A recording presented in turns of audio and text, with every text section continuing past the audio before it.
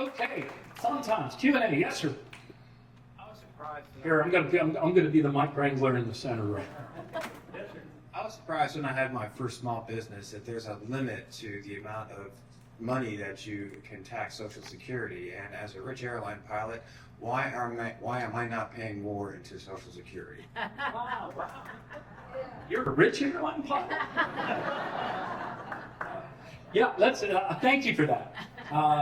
Most of us don't make $170,000 in the course of a year, so most of us wouldn't even think about this. I think the median income in this part of our country is roughly about $91,000. So let's say that you're a family of two that makes together $170,000 a year.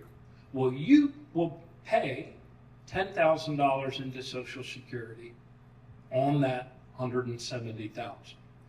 If you are a single millionaire who makes $170 million a year, you will pay that same $10,000 into Social Security. And the reason is Social Security, the FICA, only applies to the first $170,000 that any of us makes. So when we look at the challenges facing Social Security for the long term, the reason that surplus is being depleted sooner than they thought in 1983 is because so many other tax changes happened, and the remaining 6 years of President Reagan were made to happen by President Reagan, that concentrated increased earnings for the next 40 years in the hands of the top 6% of our population, instead of what had been a more kind of even spread across every quintile of American earnings. So they thought that they were capturing 90% of increased dollars for the next 40 years, and instead they captured 80% in that where they set it. And it does go up every year as the COLA. So that's why every year there is a bill that says, hey, when people reach $400,000, they should start paying, FICA into Social Security again. Some have said $250,000. So those bills continue to get introduced. So we should all take a little bit of heart in the fact that nobody's introduced a bill to cut benefits since I think one congressman back in 2012 or 16 or something, a Republican. So 80% of people believe it should be strengthened and made better. And when most people come to understand that disparity between what wealthy people pay and, another way to think about it is, I've read this someplace, that a CEO who makes whatever, $17 million stops paying in the first week after the new year. The janitor that works in his building pays all the way through the year. So when most Americans hear that, they say that isn't fair. Let's fix that. So I'm hopeful and optimistic one day we will. Yes, in the back, the chair of the Veterans Caucus. Yes. Let me get my mic to you as I I write don't need that. I'm a retired Master Chief. I can speak.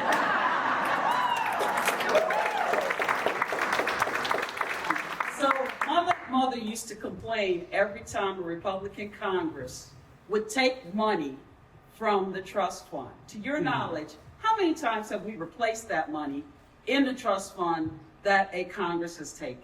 Yeah, this is an interesting one. Maybe I should put this on the website too. It is largely thought that, and frequently said, that presidents or Congress had in the past raided the trust fund and taken money out of it. In fact, I've heard it repeated several times when I found myself doing more town halls as the former commissioner than I ever did as the incumbent commissioner. People would say, didn't George Bush finance the Iraq War out of the Social Security Trust Fund? That has never happened. That is not true. Another one that we've heard is that Congress people, whether real live ones or cardboard ones, don't pay into Social Security. Actually, they all do. That's another myth. But let me tell you where the kernel of truth is in that. That surplus that Social Security has right now, the 2.6, that I think they have their eyes on and that they want to get their hands on for some reason, is required by law to be invested in U.S. Treasury bonds. So whether Social Security is investing in those bonds, or whether the rich airline pilot is investing in those bonds, that is money that you give to the United States, backed up by the full faith and credit of the United States, which they're also kicking the shit out of. So in a sense, in a very real sense, Social Security actually lends money, all of that surplus, to the federal government. And when in any given year, as these years they anticipated they would, they need to draw some of it down in order to cover this demographic bulge of the baby boomers, it's there. And they redeem those bonds. So it is true that Social Security lends money to them, but it's not true that our dollars were stolen from us and put into the Iraq War without our permission. I mean, the Iraq War was done without our permission, but the dollars weren't taken. Was that clear? Yeah, okay. All right. Other questions? Yes, ma'am. Hi. We were also joined by Ty Champion, who was here from the Young Democrats, so I should have mentioned. So Ty, you got a smattering of applause from you. Now, big round of applause. Big round. Clip the first one from the video. Thank you for coming. My honor. Yeah. I am wondering about, I have always thought that the taxes we pay on Social Security goes back into Social Security, and that will help it last longer, True. right? Do all, To those of you that pay any. Yeah. Right. Mm-hmm. so shouldn't we encourage our Congress members to continue and keeping the tax on Social Security? You know, they're always saying, well, we're going to get rid of taxes on the middle class, so we're going to take away the tax on Social Security. Shouldn't we keep the tax on Social Security? Yeah, well, the policy we've heard Donald Trump say falsely that he did away with any taxes on Social Security. Right. That's not true, but he did create a deduction for seniors that reduces, for many seniors, their tax liability. So it's kind of a roundabout thing, for a temporary period of time. But that also has the effect of reducing the amount of dollars that used to go into Social Security. I forget what the break point is. I think about half of us pay, if we're drawing Social Security, about half of us pay taxes on those benefits, half of us pay no taxes on those. Federal income. Federal, right. Federal, right. Are you an accountant? I want to be. You are. I kind of want to be. Yeah, so, they've got to replace it from somewhere. Look, it's very unpopular. A lot of Right. Americans feel that since they earn the benefit, why am I being double taxed on it? I was kind of taxed when I put it into the, so it's wildly unpopular, the whole notion of it. But you are right that it further depletes the trust fund when Right. if they were in fact to do away with it. What he has said in the past is that he would like to do away with the payroll taxes altogether. A lot of super wealthy people and corporate guys and men and women really hate the fact that they pay half of FICA for their employees. So they've long wanted to get out of it. But what makes this a stable system is the pay-go nature of it. The same dollars that go in a given year are the dollars that get paid out to beneficiaries. So, but you're right, yes. Well, I'm a retired teacher, and I don't make, I've been retired for a long time, I'm 75, and during COVID, when we got the $1,000 benefit, I just gave it to the food bank because I really didn't need it. I wish they would have given it to people who needed it more. Big round of applause. So, like, I don't know, to me, I would rather have that be taxed on that and have it go back into Social Security so that the next generation will also have Social Security, because I have a son who's, 50 years old, and I'd like to see him have Social Security and his children possibly. So I'm just wondering in general if it's a good thing or a bad thing, or You don't have a general answer for that. Yeah, well, I think all of the sentiments he just articulated is what the majority of Americans believe, which is they want to see Social Security there, not just for themselves, Right. but for their children and their grandchildren. There are a number of levers, if you will, that we could pull as a free-thinking people with our representatives that would restore that long-term, fiscal health. Policymakers could, if they wanted to, decide that they aren't going to bring anything into the Social Security Trust Fund by way of what they've done since at least 1983, taxing benefits for those over a certain amount. They could do away with that altogether and replace those dollars that costs with asking people that make more than $400,000 to keep putting in. And they'd extend the health of the trust fund for like another 25 or 30 years if they did that. So it's a debate we could have, but we're not having that debate yet. Instead, I think they really want to precipitate an emergency and have it break down so then they can do what they want with it. Did you hear Bessent, the Treasury Secretary? Yeah, there were one good thing. Let's say one good thing. The baby bonds that were in the big, beautiful Bankrupting America Act. Bessent said, and this is where they set aside $1,000 that you have to invest in the stock market, at birth for every child, if you apply. And I guess if they approve that you're the right sort of person that should have been born in the United States of America. But Bessent said that's a backdoor. He said this. He said out loud what they were already thinking. He said, this is a backdoor way to privatize Social Security. So, whoops, there it is. Yes, ma'am. Hi, my name is Georgia, and I am from Virginia Beach. And you had said something about call to action. I know you said call the representatives. However, since I'm a person that I strongly believe in ethics, integrity, and principles, I am extremely concerned about all the things that have been going on in Washington, D.C. that I strongly feel are illegal acts.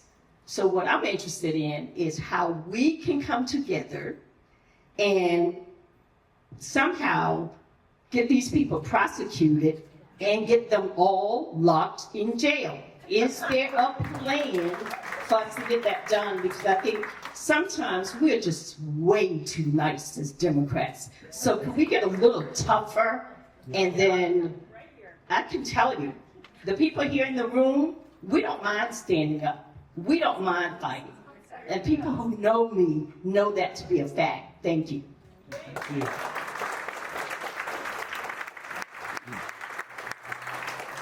Yeah, it's super frustrating, isn't it? I mean, one wonders when historians go back and they unpack, what all of us saw, what the whole world saw, on January 6th. They'll really want to know, why wasn't he prosecuted? At least, if not when he walked off the inaugural. So he didn't come to the inauguration, did he? At least, if he wasn't prosecuted then, well, shouldn't he be prosecuted at least like a week after Merrick Garland got confirmed? Could you imagine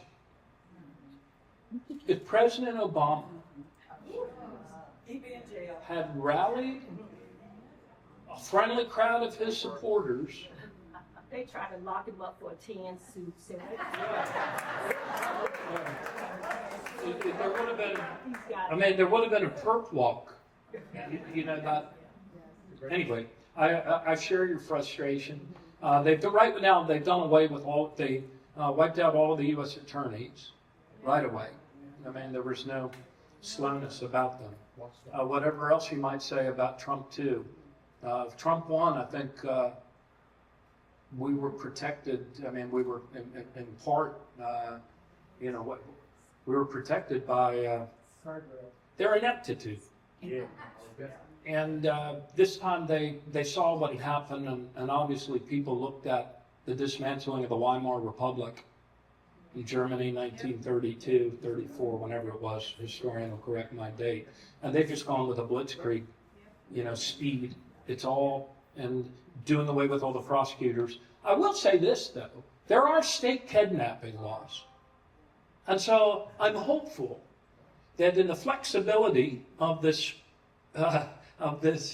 United States, that there will be someone at the state level who, when people come with masks in the middle of the night to grab people off of our streets, shave their head, shove them on a plane, and ship them off to an American concentration camp in El Salvador, that some local prosecutor will file state kidnapping charges. Yeah. Hi, my name is Suzanne Richmond, and I'm actually running for Commonwealth's attorney in Virginia Beach. There is a statute in Virginia, and it's a felony to cover your face with a mask. The intent portion of it, because I've spoken to other prosecutors, and in Charlottesville, the ICE agents who went into a courthouse and they're grabbing people after hearings, they're picking up people at church. But with COVID and more people feel like it's okay to cover their face, but I have asked prosecutors, is anyone going to, I'm not in a position to be able to do that right now because I'm not elected yet, but are people going to start charging them? Because there's an exception, and I've asked people, I'm calling on people in the General Assembly in Virginia to pass legislation. There's an exception for law enforcement in the statute, but these people aren't identifying themselves. They're not showing a badge. They have their face fully covered. And I do think Commonwealth's attorneys throughout Virginia need to start prosecuting them. I mean, it's ridiculous. So I don't so much just have a question, but I'm asking people to look at that legislation, and I'm asking prosecutors to act on it. Cool. Tell us your full name again. Suzanne Richmond. And when's the election? November. Let's go! Go! November 4th. Vote. Others? Yes, sir. Um, And your Navy. I am Navy, 30 years. Awesome. Thank you. I'm a little concerned, and I want to hear your take on the jobs. The jobs report came out yesterday, and the person who pulls all that together and is the spokesman for that, the head of that department, was fired. BLS. And- Labor statistics. Yes. And so the future of having statistics that you can rely on is at risk, number one. Number two, those job numbers are going down according to what the forecasts were. Okay, with the economy the way it is and the Trump administration policies, with tariffs and all that business, I don't see a healthy job market in the United States for a while. But that's me. I want to have your thoughts on it, because those people who work pay into Social Security and add to the money that Social Security beneficiaries get. How is that going to impact the future, especially if you have numbers that you cannot rely on? Right. A couple things packed in there. It is true that when the economy is doing better and when earnings are going up across all of America instead of just for the top 6% wealthiest people, that Social Security does better. Evidence of that was the trustees' report when I had the honor to serve you as commissioner, when they actually pushed off that depletion date in the surplus from 2034 to 2035 because of increased earnings and more dollars, to your point, coming back into Social Security for more people working and wages going up. And yes, part of that was inflation, but When people are earning across every quintile, it's better. The bigger part of your question, I think, is this.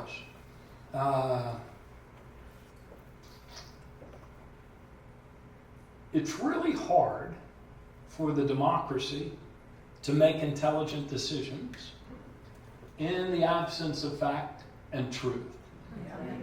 And we have never had so much, access to real-time data than we do right now. Kisa, I gave you the entire slide deck. I don't know if you have the other slides, so we just loaded that one, and you don't have to. But I'll tell you, when I was at Social Security, I was asked by Senator Cassidy, can you show us the trend over the last 7 years of these service delivery timeliness things, not only the 1-800 number, the initial disabilities, ALJ hearings, time to decision. Can you show us that over the last 7 years and real time on a month to year basis? I said, yes. He said, how quickly can you actually? I said 60 days. Even though I hadn't been in the agency yet, I knew these cats from studying them kept a lot of data. They are really good at they have a culture of keeping data. And so within 60 days, in a leading example of openness and transparency, we showed people the good, the bad, the ugly, the things that were still going in the wrong direction, the things that were starting to go in a better direction. But almost all of that's been taken down from the Social Security database, from the website. And what they do put up appears to be manipulated. And don't just believe me. Mike Astor, George Bush's former commissioner of Social Security, said in a recent panel 2 weeks ago that none of those numbers make any sense and that they don't comport with any reality that he's hearing from people in their experience with Social Security. So back to your point. It's clear from the firing of the commissioner of the Bureau of Labor Statistics when the Supreme Leader, Donald Trump, did not like the reality, and he fired her. Was it her or him? Her. He fired her. The message that sent to everybody was, if you don't fudge the numbers to make the Supreme Leader look good, you will be fired. It's kind of like Celebrity Apprentice, except the national interest is at stake here. So at Social Security, we've already seen them fudging the numbers, changing definitions, playing with denominators, and we've also seen them take over that trusted brand, the brand that they're kicking the crap out of with big lies, and using it as a propaganda tool. How many of you got those emails, if you have my SSA accounts, that talked about the wonderful benefits of the big, beautiful bankruptcy bill? Yeah, it was from Social Security. It was an official communications with a purely political message, much of it misleading and untrue, which they admitted in hindsight. So they're taking, everything's about the authoritarian leader taking control of your government of, by, and for the people and using it as a propaganda tool. So I don't think she will be the last person. You see him trying to force the Fed chair out as well, all of which undermines not only full faith and credit, but also our reputation in the world, which is also suffering. So we can survive this, I hope. I hope we can survive it. I think we can. I choose to believe we can. We've been through worse times, not for 100 years, but, most democracies commit suicide. They're not defeated. And we seem to have a fentanyl addiction with fascism, the fact that we've returned to it a second time. So this is a time to get up for greatness. I remember, I grew up, my dad wasn't Navy, but he was Army Air Corps before there was an Air Force. He flew 33 missions. Oh, yeah? He flew 33 missions over Japan in a B-24 Liberator.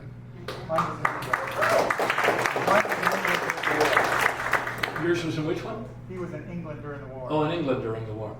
So I remember looking at those pictures when I was growing up in our house. The picture of him and his bomber group, or crew rather, and thinking, wow, I wonder if I'll ever be able to make such a difference in the life of my country, to live at a time when you're so needed. Well, guess what? We got our wish. We've never been more needed. So in times like these, Dietrich Bonhoeffer, the German theologian and leader, he said there's three things in times like these, for a moral person to do. One is to pray, another is to act, and the third is to wait patiently for God's time. So yes, I think we'll come through. Yeah. Yes, ma'am. How are we doing okay on time, by the way? We're going to take two more. Okay. So my daughter lives with Social Security disability. She works, and she got a letter soon after DOJ got involved with her, saying that she was going to be thrown off disability. She earned 2 months, one month into July 2022.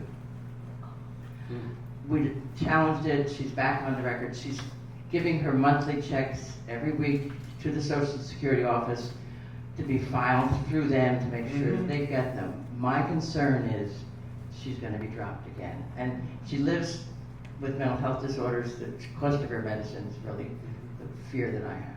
Yeah, and then if she's off disability, she loses her health insurance. Yes. Right. So it's a double whammy. Right. We haven't talked about Medicaid. Medicaid's 89 million of us are on Medicaid, and about, I think, 1 out of every 4 stands to lose their Medicaid. Yeah, on the disability stuff, she's got to be super, super careful. I don't know if you caught the date. She was told she was off earlier this year, like around January, February. She got the letter in February. But it was July for 1 month in July 2022. See, like a year before? When an agency is as depleted as that, it takes them longer to catch up with, anomalies, mistakes, calling her right away and saying, hey, you went over. It's a cliff, though, too. You got to be very mindful of it. Oh, you got the other slides up, huh? Okay. All right. Another question? You have a comment? Is it a good one? Yes, it is. Okay. Welcome to the 2nd Congressional District. I am the 2nd Congressional District Chair for the Democratic Party. And I welcome one of our candidates who's running against Jim Kiggans, Michael Williamson. And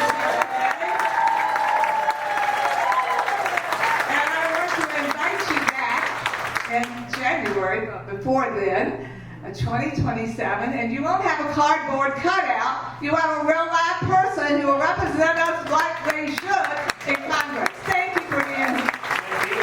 Thank you for running. Two candidates. Okay. Showed up. I consider it a continuing sign of God's grace. We're going to go to you. You're going to be the last one. Continuing sign of God's grace in this earth. The good people run for office today.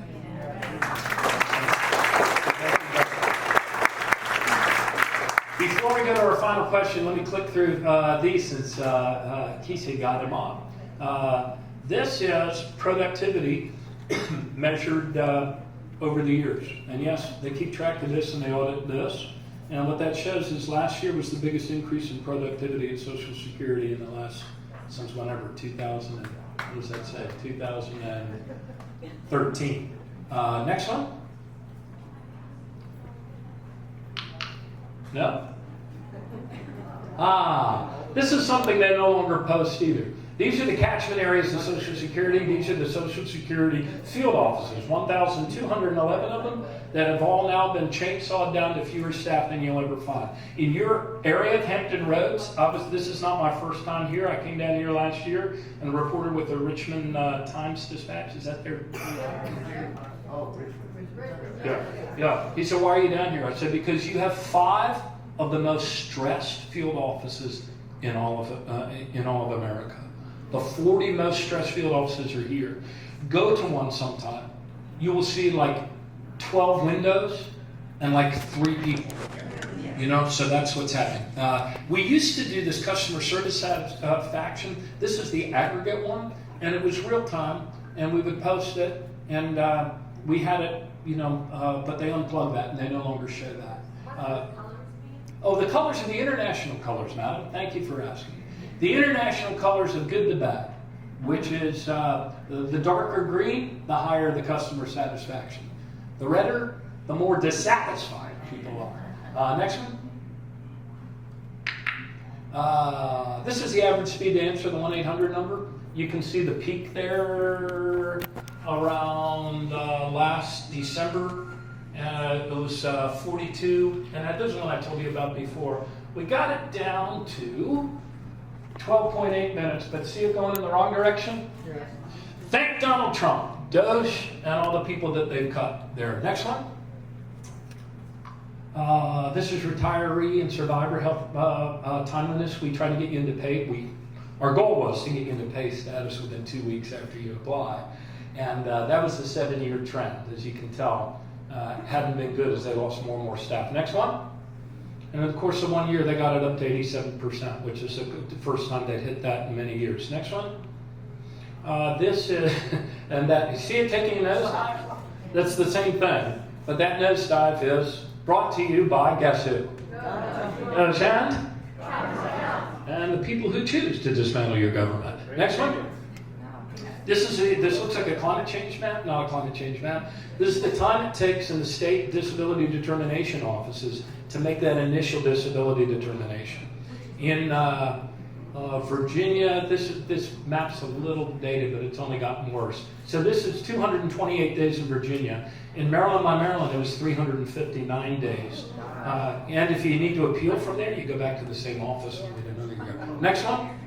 This was the backlog. You can see where with some policy changes, for the first time in 10 years, they started getting that to head in a better direction. The current commissioner takes total credit for that right now. Next one. This was a really good news. This is the ALJ hearings. The largest adjudicatory body in the free world are the administrative law judges at your Social Security Administration.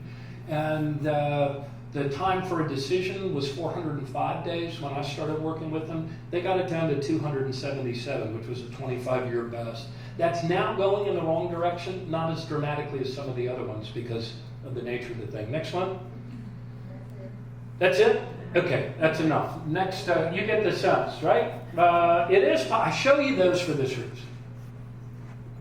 It's possible to make your federal government work. Yeah. It actually can work. You know?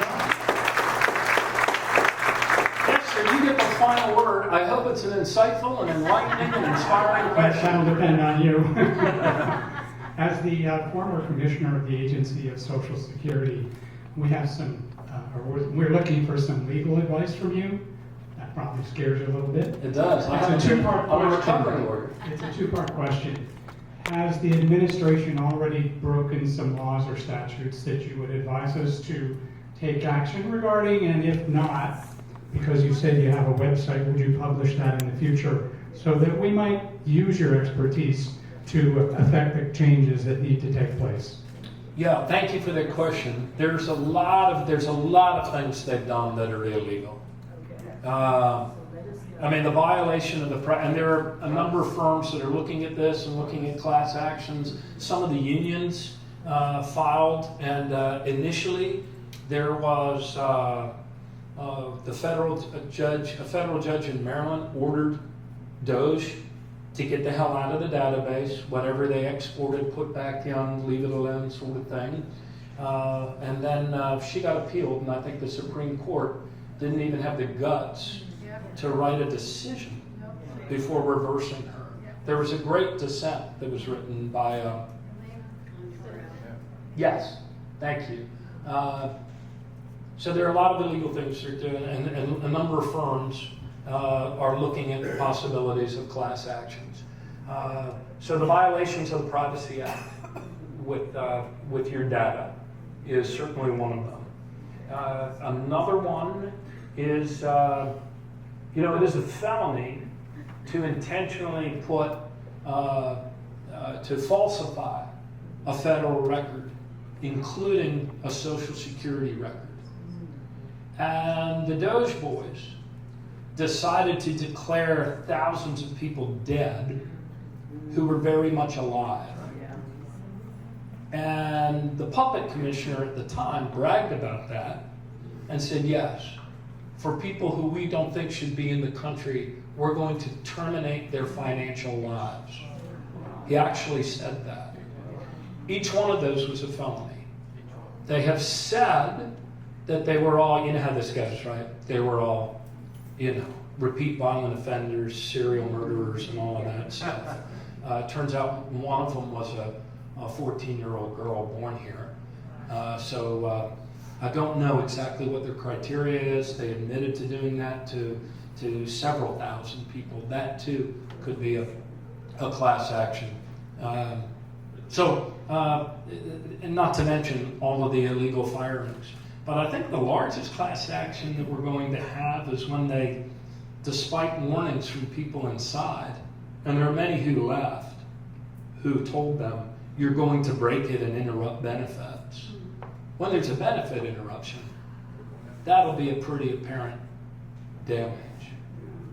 So stay tuned. They have zero regard for the law, zero regard for regulations, and zero regard for the Constitution, which he started to shred the second his hand came down and the other one came off the Bible, which might have been... He didn't have a Bible? Okay, well, there you go. Well, if he did, he was probably holding it the wrong way up, too.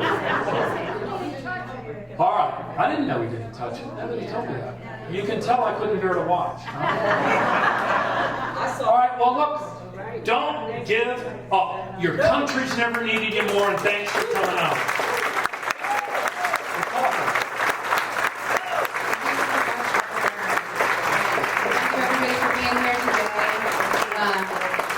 Lynn Sanctuary, sounds like some of you are familiar with the Bible. Faith without works is dead. And say a prayer and take action, and you being here today is that works. So thank you all for being here. We do have to clear out. We only have the space for a few more minutes. But thank you all, and we will see you next time.